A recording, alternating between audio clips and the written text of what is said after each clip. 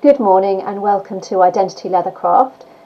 Just wanted to run through with you to answer a question we get asked a lot, which is, what's a basic starting up set of tools that somebody might need to start Leathercraft. So what I've done is put together the tools that we use for the classes. So it's a quite simple, short list, and they're things that will really get you going. And you can always add other tools in later, but this is kind of your basics of what you'd need to start. You can pretty much use these to do most projects. So we'll start off with the hole punch. Now some of you will have seen these and might even have one already. Fantastic, great for doing belt punch holes if you put on a bit of weight or if you lose a bit of weight. They're good for that sort of thing. They're good for making lots of different size holes by rotating round. However, I would say if you're on a bit of a budget and you're just starting out, you might prefer to actually get the punch hole set, the drive punch set. The reason being is that the jaws on this mean you can only go in from an edge, and often if you're doing, say, a fastening on the centre of a bag or a book journal, for example, you're going to be a bit more limited. So whereas these you can put anywhere you want. If you do get them, any drive punches and your chisels, push them into a beeswax block to wax the end of the blade to keep them sharp, and make sure that your surface going through, I recommend a poundo board, or just to make sure you've got something underneath, even if it's another piece of leather, that's just going to protect that blade. They come in 6 sizes. The smallest is useful for stitch holes, the next one up for rivets, next one for press studs and Sam Browns, the one above that would be screw posts, and then you've got an option as well for making buckle holes for straps. So quite a versatile little kit to get you started. So that's your hole punches. Next we've got a standard awl which has a round tip, kind of sharp tip, really good for marking, stitching, putting out where your stitch holes are going to be, your buckle holes. You can also use it to make stitch holes, use it to open up your holes.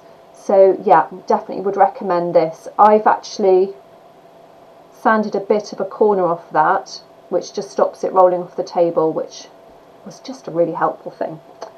So standard awl. Next we'll look at knives.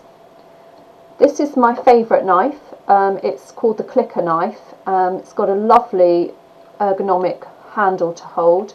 It's got a brass chuck which you can undo, take the blade out, turn it round and put it in. Comes with 2 blades, a hooked blade and a straight blade,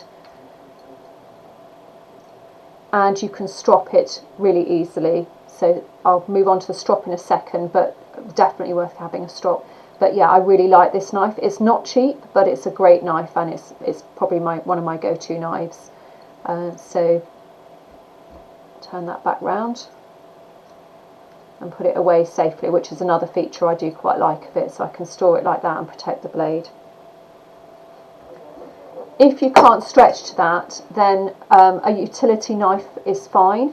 I do really like these precision craft knives as well. They're inexpensive, but they're just very, very handy and useful, particularly for getting into awkward corners if you're doing things like mask making.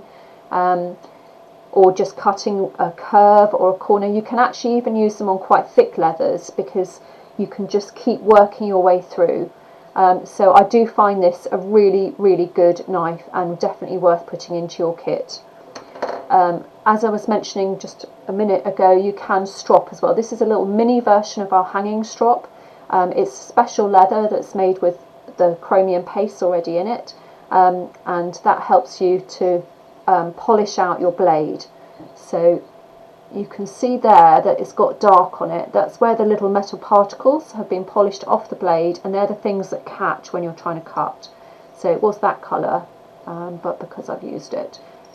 We'll do another video on stropping at some other point, but having a strop in your kit, you can use this for your chisels, for your edge bevelers, as well as your knife blades, but it will make your cutting edge just so much neater, and that will save you a lot of time later on.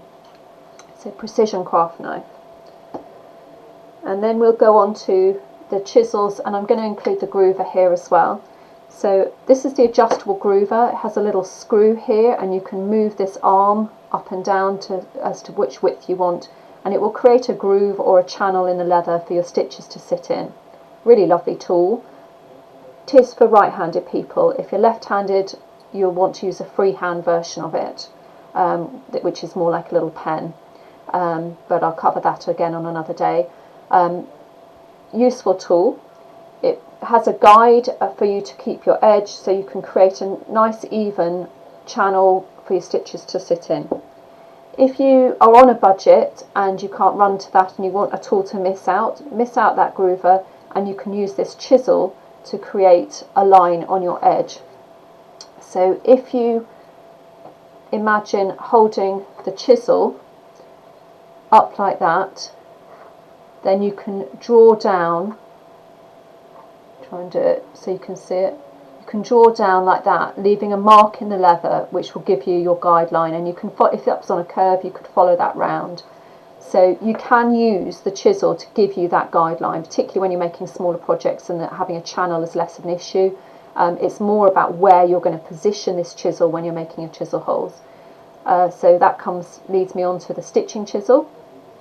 Really great, gives you nice evenly spaced stitch holes. It has a diamond tip there, and this is the 4-prong and this is the mid-range one, so this is the mid-size. The stitch length is a bit of an aesthetic. I quite like using this one. If you're going to make bigger, generally if you're going to make bigger, heavier items, you might use a longer stitch. If you're making really delicate things like watch straps, you might go for a smaller stitch. But for most projects, this is going to give you a nice looking, aesthetically pleasing stitch length for, you know, passport cases, wallets, that kind of thing. So mostly I use this one pretty much all the time. This is the 4-prong. It comes as a 6-prong and a 2-prong. The 6-prong's great, but I do find that you end up hitting several times to kind of get the pressure going from the shoulders to get all the holes through evenly. So I would say 4-prong's a great starting place. You can always add the others in at a later date. The 2-prong becomes useful for going around corners, and there is a 1-prong even. But if you've got the awl in your kit, then you can use that to make the holes going round, but bear in mind they'll give you a round hole. And then we've got the bone folder. This is a really useful tool for setting creases in leather and smoothing over. It's useful for book journals, and it also has this handy channels on the end, which are very hard to see here, but they will give you a slicking action for doing your edging. So if you want to do some veg tan edging and you want that slicking action, you've got the end of the bone folder. It's got about 3 different widths that you can use. Perhaps not as versatile as a wood slicker, which you might see used on some of the tutorials. That's available as well online, and again that's something you can add in later. But this is an inexpensive way of getting started and just a very useful tool in its own right. And setting. I would say having a rivet setter is a really good investment. They're not expensive. It has a little concave end here for going over the top of the rivet, and you need to set it up on something quite solid and hard. And this little dish is for putting the cap end of either your line 20 snaps or your double cap rivets. I tend to put a bit of blue tack or tape on the back and stick it in place so that it doesn't move around, and then you're doing that action for setting your rivets. So rivet setter, standard rivet setter, it's called a mini or dot anvil, and it's code 8056. And the line 20 setter in the same vein, working with the dish. Line 20 snaps will give you, or press studs will give you, a really good kind of basic starting point for most leathers and most projects. They're not as long as shaft as the line 24s, which are for very thick leather, so they should take you right the way through the different kind of leather thicknesses, and be a good place to start with doing your press studs. So line 20 press stud setter, rivet setter, dot anvil. needles, I would suggest, if you're starting out, that you start out with the 1195 large eye stitching needle. I pretty much use that all the time. They come in a pack of 10. They're easy to, now that's going to be really tricky to show, but they've got a large eye, so they're easy to thread. And as long as you've made your holes big enough for that wider eye, then they're going to be fine for you to stitch through. They're quite a good value item as well. So 1195 large eye stitching needles, and I've made mine in a little case here. And the mallet. When you're doing a lot of your leathercraft, you don't really want to be using a metal headed hammer, so either a wooden mallet if you've got one around. If you can ever stretch to it, I do really love these poly head mallets, particularly if you want to do any carving, stamping or embossing and tooling.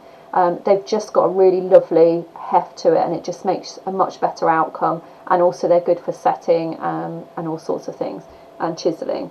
So I would recommend the poly head mallet if you can run to it. If not, a wooden mallet is fine. And lastly, this is one of my favourite tools, but it's only simple, but it just is the sort of thing that makes life a lot easier. It's a steel square, so particularly when you're cutting out pieces that you need to be having a good right angle shape. When you're measuring and everything with just a normal ruler, it's really easy to slightly get a millimetre or two off, and this way you can keep butting your leather up and make sure you've got your nice even straight sides and perpendicular. I think that's the right word. Anyway, so steel square, very useful tool. And that's kind of it. All of those tools together would get you really a long way into starting your leathercraft project up. So standard awl, knife, setters, chisel, bone folder, hole punches, strop, needles, mallet, and away.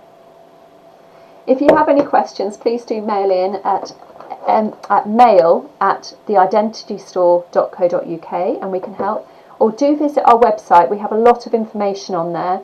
It's www.identityleathercraft.com, or you can sign up to our newsletter and get other tips and tricks and some offers and other things. Thank you so much for watching, and I hope you enjoy your leather crafting hobby. Thanks.